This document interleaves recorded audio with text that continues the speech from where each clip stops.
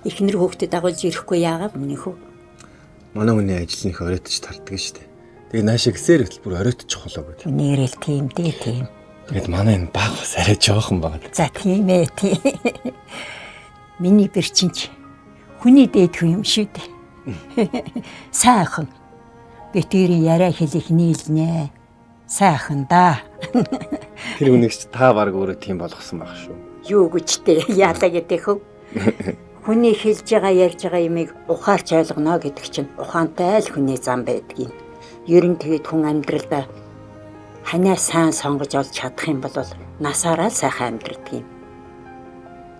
Одоо миний хүү юундаа санаа зовх вэ?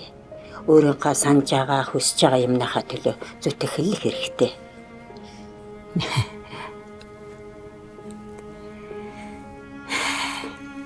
Амьдрал сайхан шүү миний хүү.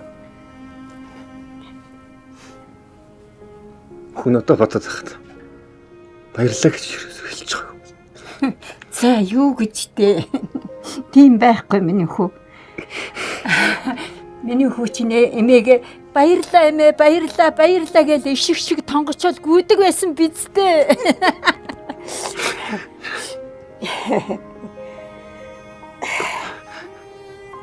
Амьдралаа гэж.